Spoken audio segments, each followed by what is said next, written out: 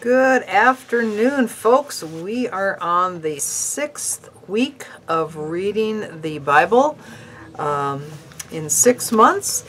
This week you finished up Deuteronomy and saw that finished Moses' farewell discourse and his reminder to the people to renew the covenant. In fact, he even wrote it down for them as a reminder. And this closed the chapter on the Exodus story, which leads us right into the book of Joshua. Joshua becomes the new leader. And in Joshua's book, we see God's conquest of the promised land.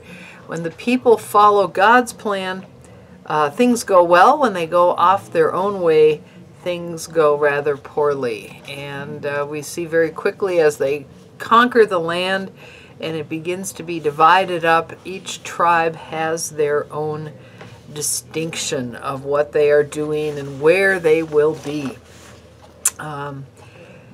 Just interesting as you get to the end of Joshua this next week, you will be,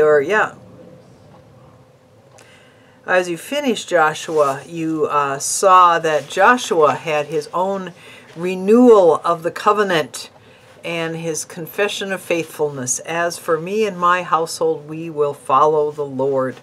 Makes for a very nice poster and plaques to have on your front door or doormat.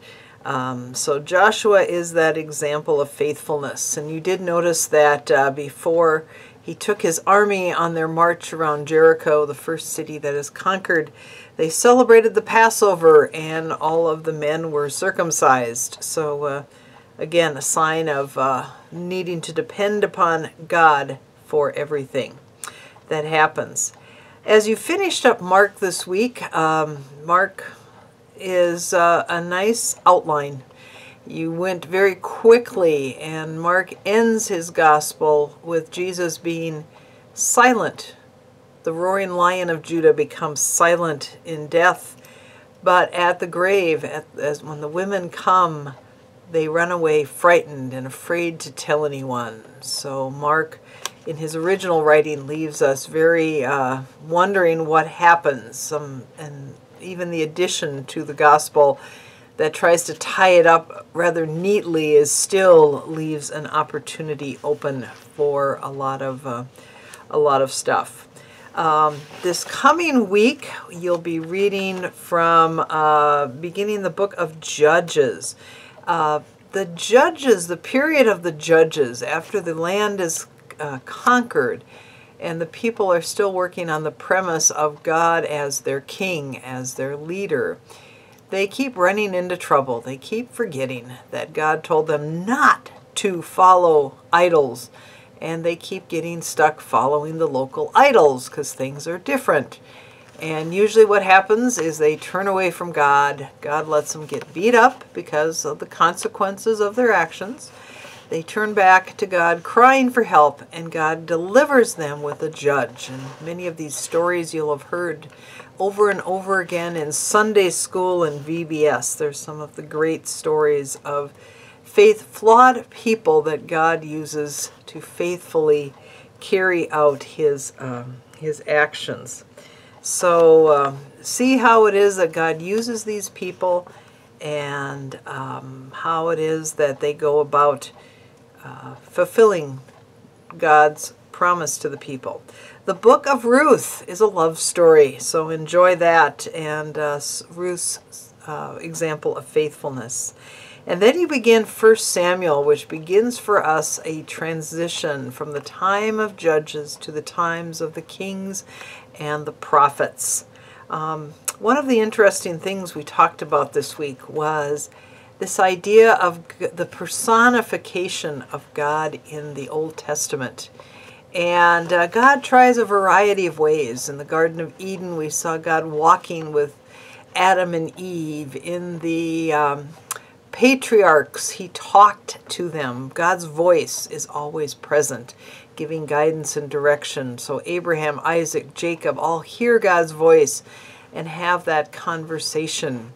And then we get to that point where we have the tribes, the family that goes into exile and to slavery. And by the time they come out, they are the tribes of Israel, the 12 tribes. And they have Moses, the first of the prophets, who is the gold standard for the prophets from now on. And then Joshua, who has his own visions and conversations with God. But as we go along, see how this interaction with God, how God's voice is brought to the people, in what ways, shapes, and forms. And perhaps it'll help you to understand the importance of Jesus and how he becomes that flesh and blood God. And we see that especially in Luke's gospel that was begun this week. And Luke takes us back to the beginning, to the time before Jesus is even born, giving his background, his birth story, and even the story of his predecessor, his herald, John the Baptist. And we see again the story being told from the perspective of Mary this time. And she breaks out into several songs and prayers. And then the wonderful prophecy of Simeon, the words that we hear many times at funerals about seeing the fulfillment of God's promise. And Luke has his own genealogy, which goes all the way back to Adam this time instead of Abraham. And you kind of wonder when they emphasize that Mary and Elizabeth are cousins, and Elizabeth is of the Levitical line, that maybe Mary is the one who brings in the priestly line to Jesus, that idea of Melchizedek that we saw, the priestly king. And also the fact that he brings in all of these known earthly important people, the emperors and governors that establish the date, establish the time, and establish a time for time to be measured as before and after.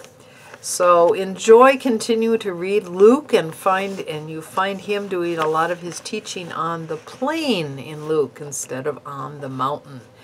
So just have fun comparing and hearing the gospel story again from a different perspective, a gospel written to the Gentiles, drawing them into God's story. We'll talk to you next week. Bye-bye.